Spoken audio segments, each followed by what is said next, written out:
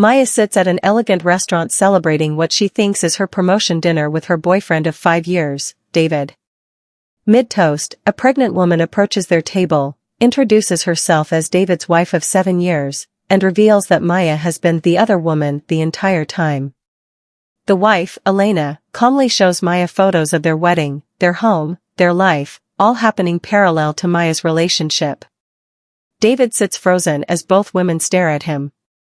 Elena drops a folder on the table containing proof of his double life, then walks away, leaving Maya shattered and humiliated in a crowded restaurant. The twist, Elena whispers to Maya before leaving, "He's done this before. You're number 3. Maya goes home in shock, replaying 5 years of business trips, family emergencies, and excuses that now make perfect sense. She finds old messages, airline tickets, and realizes every holiday he was working was actually spent with his wife. Her friends and family had warned her about his evasiveness, but she defended him. The emotional weight of being unknowingly complicit in destroying another woman's marriage crushes her. She blocks David's hundreds of desperate calls and texts. The twist, while going through their shared cloud account, she discovers he's also been messaging a 4th woman, currently. Elena shows up at Maya's apartment 3 days later with coffee and an unexpected proposal: team up to take him down properly. Maya is initially hostile. Why would the wife help the mistress? Elena explains she's not angry at Maya, she's furious at David, who has systematically lied to multiple women while stealing from their joint accounts to fund his double life. Elena reveals she's a forensic accountant and has been quietly gathering evidence for months. The twist, Elena shows Maya evidence that David has been embezzling from his company and using both women's resources to cover his tracks, including taking out credit cards in Maya's name. Elena and Maya decide to find the other women David has deceived. Using his email patterns and social media, they track down victim number 2, Sophia, a marketing executive who dated David 3 years ago and suffered a mysterious financial collapse after they broke up. When they meet Sophia and show her the evidence, she breaks down, revealing David convinced her to invest in a business opportunity that bankrupted her. The twist, Sophia still has access to David's old laptop he left at her place, which contains years of incriminating files. The 3 women set up headquarters in Elena's home office, which David never enters. He has a man cave in the basement, suspicious in itself. They create a detailed timeline of David's lies, financial fraud, and emotional manipulation spanning nearly a decade. They discover he's not just a cheater, he's a con artist who targets successful women, gains their trust, exploits their resources, and moves on. The twist, they find evidence that David's man cave is actually a secret apartment he rents in their own basement through a fake company, where he brings other women while Elena thinks he's working late downstairs.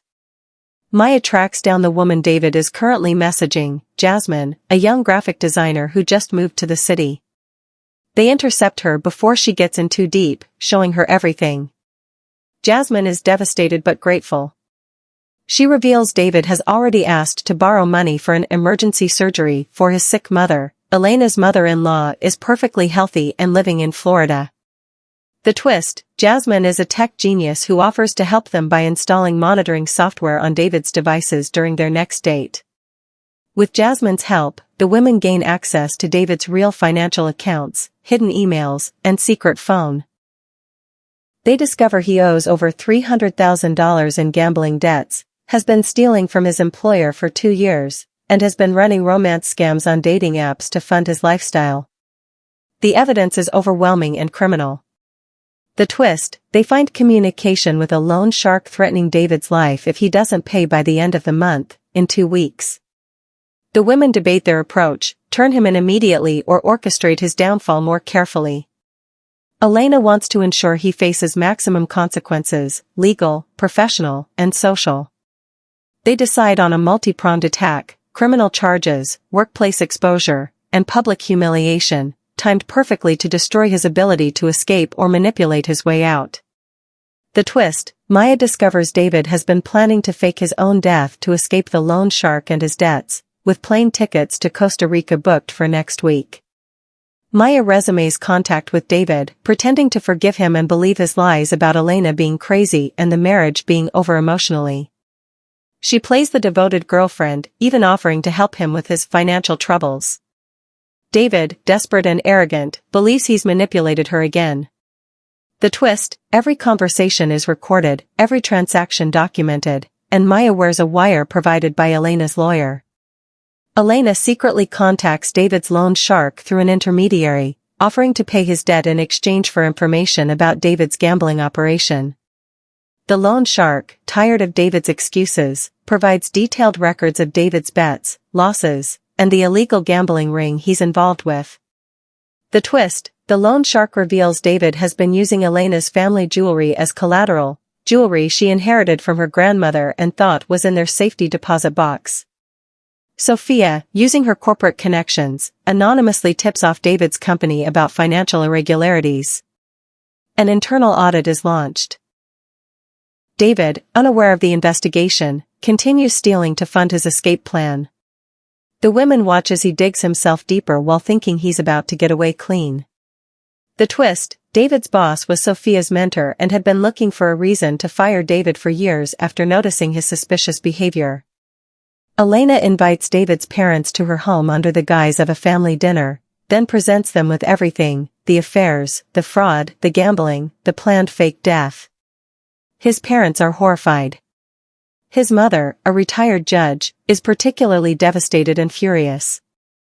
The twist: David's father reveals that David did this once before in college, scamming his way through relationships and money, and they'd bailed him out then, but they won't this time.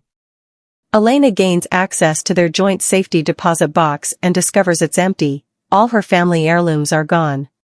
She also finds documents showing David has a child with another woman from 6 years ago and has been dodging child support. The women track down this woman, Nicole, who is struggling as a single mother. The twist: Nicole has a court judgment against David for $80,000 in unpaid support and is willing to cooperate with law enforcement. Jasmine, with her media connections, reaches out to a journalist friend who specializes in exposing con artists.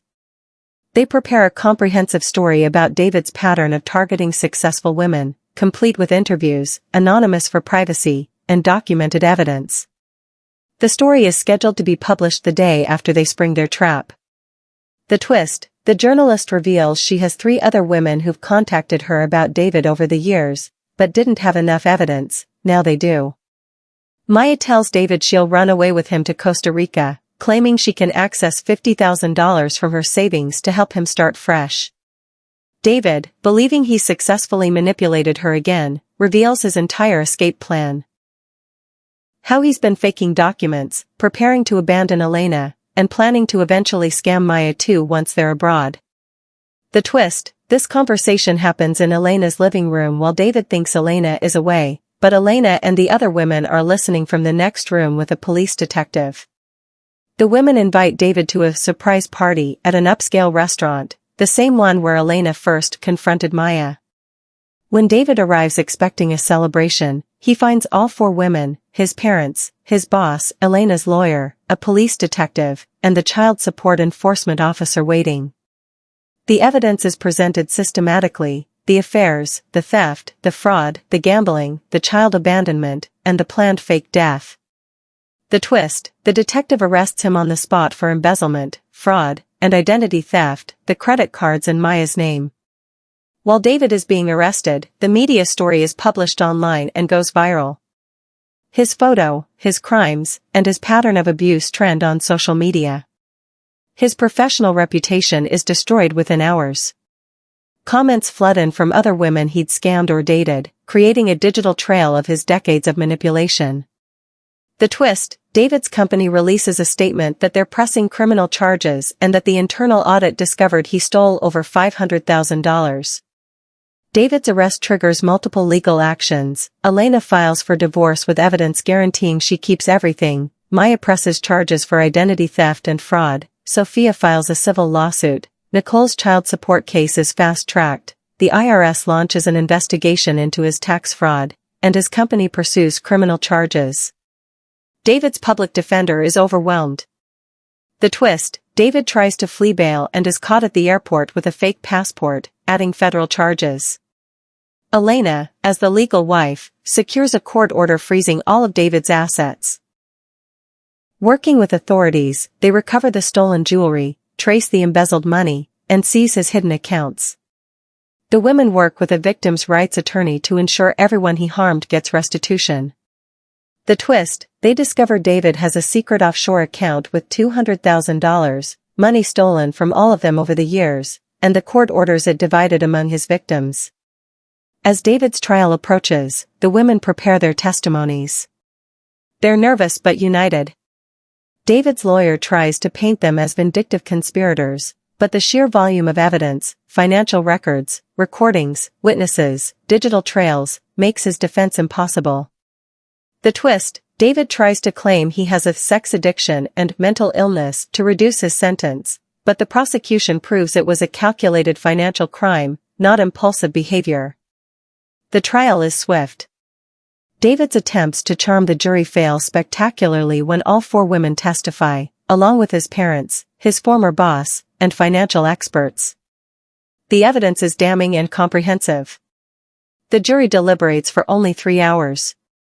The twist, the judge, who has a history of being tough on white-collar criminals who target women, gives David the maximum sentence on all counts, 12 years in federal prison, with no possibility of parole for at least 8.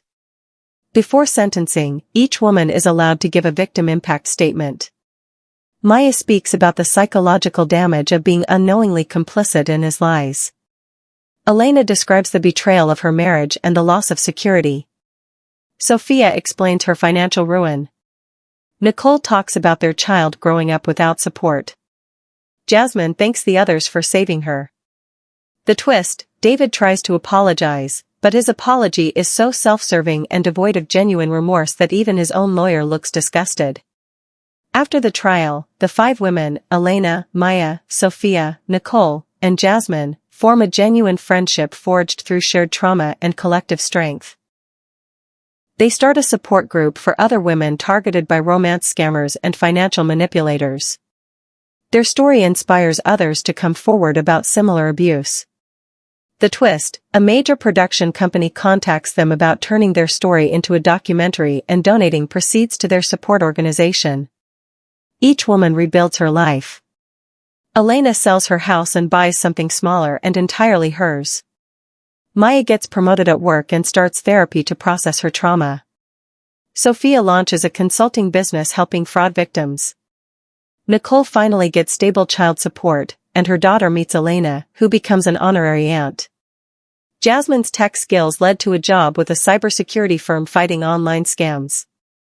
The twist, they receive a letter from prison. David, finally broken, writes a genuine apology admitting everything and encouraging them to help other victims avoid men like him.